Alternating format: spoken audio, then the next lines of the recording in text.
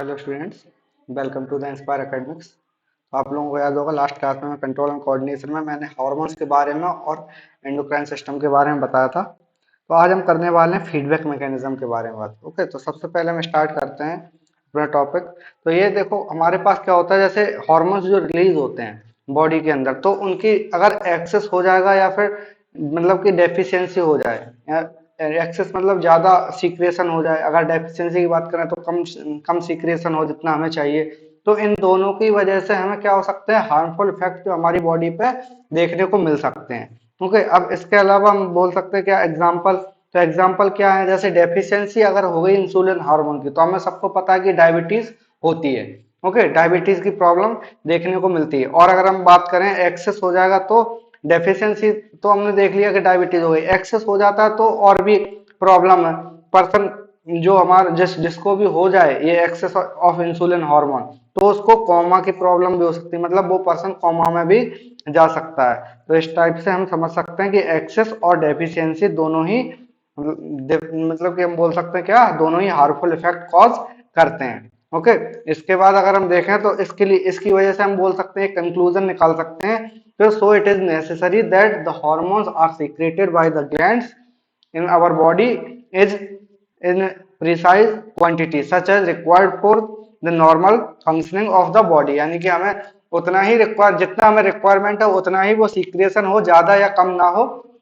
अगर ज्यादा क्वांटिटी में भी सीक्रेशन हो जाएगा तब भी प्रॉब्लम है, कम क्वांटिटी में भी हार्मोन का सीक्रेशन होगा तब भी प्रॉब्लम होगी। इसलिए हमें एकदम से प्रिसाइज क्वांटिटी में ही बोलेंगे रिक्वायरमेंट होती है इस।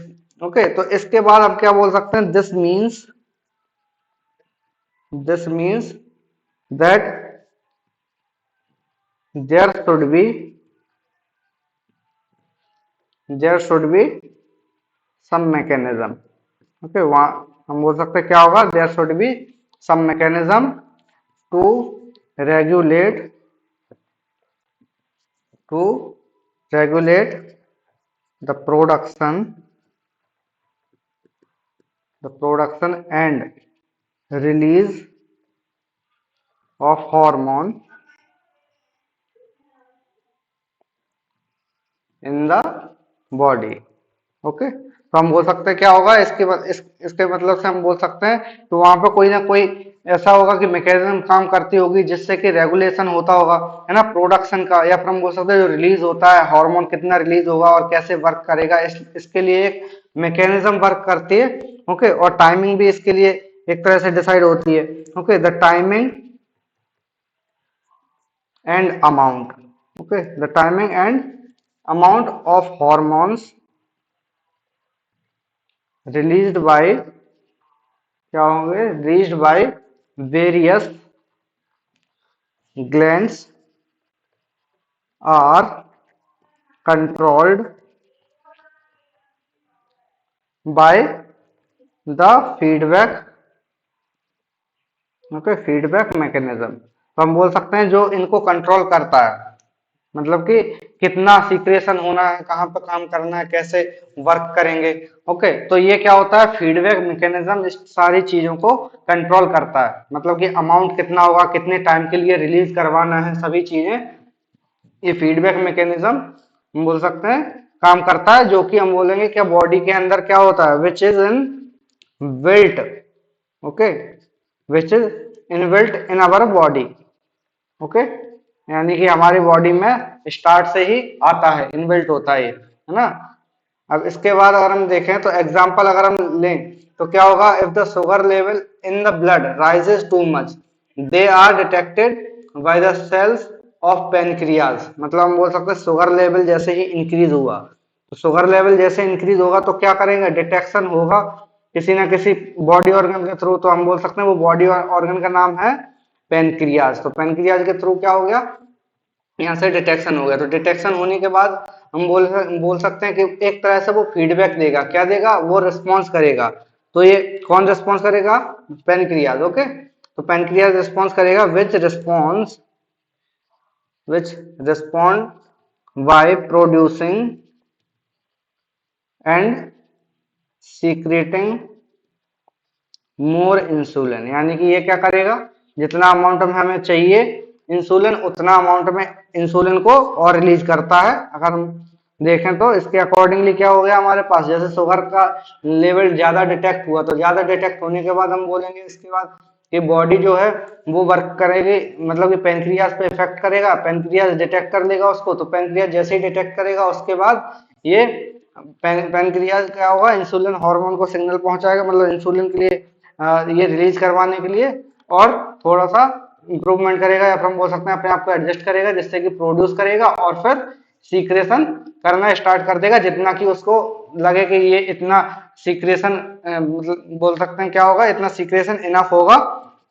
ओके, तो अब इसके लिए हम आगे देखते हैं नर्वस सिस्टम और exocrine system, sorry endocrine system, मतलब कि दोनों में डिफरेंस आता है कभी कभी, nervous system and endocrine system. तो एंडोक्राइन सिस्टम में क्या आता है, एंडोक्राइन एंडोक्राइन सिस्टम, तो इन दोनों में क्या क्या होता है, जैसे ये एक तो हो गया हमारे पास हार्मोन वाला सिस्टम, और दूसरा होता है क्या, नर्वस सिस्टम, जिसमें हम बोलते हैं सीएनएस, और या फिर हम बात करें ब्रेन के बारे में, तो ये हम सारी चीजें देखते हैं। तो इसमें क्या होगा, ये बना हुआ होता है मेड ऑफ न्यूरॉन्स, किससे मिलकर बना है, न्यूरॉन्स, या फिर हम बोलेंगे नर्व सेल्स।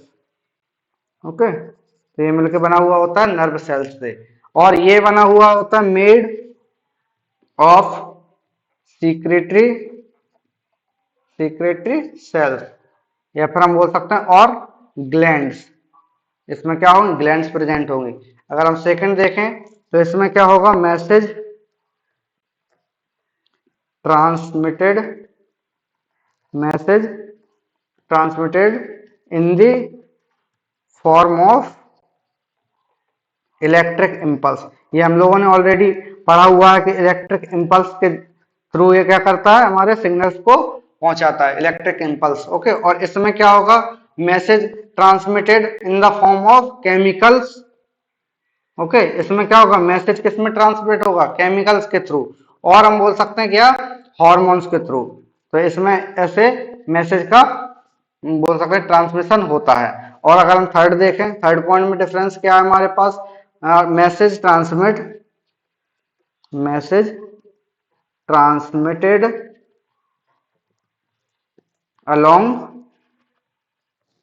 नर्व सेल, यानी कि जो नर्व सेल्स होंगी हमारे पास, सेंसरी नर्व हुआ, जैसे मोटर नर्व हुआ, तो इन्हीं के थ्रू क्या होगा, इसमें मैसेज को ट्रांसमिट किया जाता है। यानी कि जैसे जो नर्व सेल में से जो सेंसरी नर्व है वो क्या करेगा, सेंसरी नर्व काम करता है कि जो हमारे बॉडी ने क्या किया, जिसको मतलब कि बोल सकते हैं नर्व क्या करेगा, एक तरह से कैरी करने का काम करेगा। जैसे यहाँ पे कुछ भी इंपल्स हमें महसूस हुआ या फिर कुछ भी हमें फील किया, तो फीलिंग को हमारे ब्रेन तक या सीएनएस तक ले जाने का काम ये हम बोल सकते हैं क्या करेगा, जो हमारा सेंसरी नर्व है वो करेगा। उसके बाद उधर से मोटर न्यूरॉन मसल्स तक पहुंचाएगा उस नर्व के सारे रिस्पॉन्स को।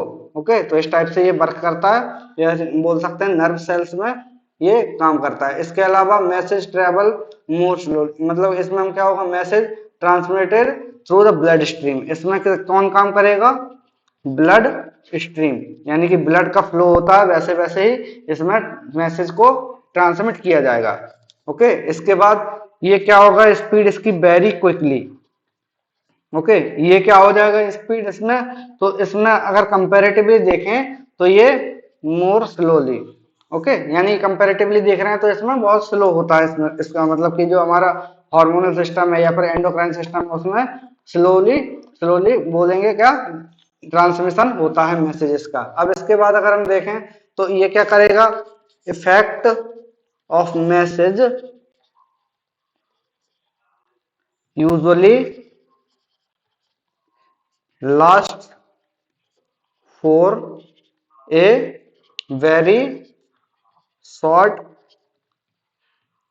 टाइम। ओके, शॉर्ट टाइम के लिए ये रहता है। उसके अलावा अगर हम बात करें तो इसमें ये क्या करेगा, इफेक्ट इसका लॉन्ग टाइम के लिए रहेगा, यानी कि effect of message usually last longer.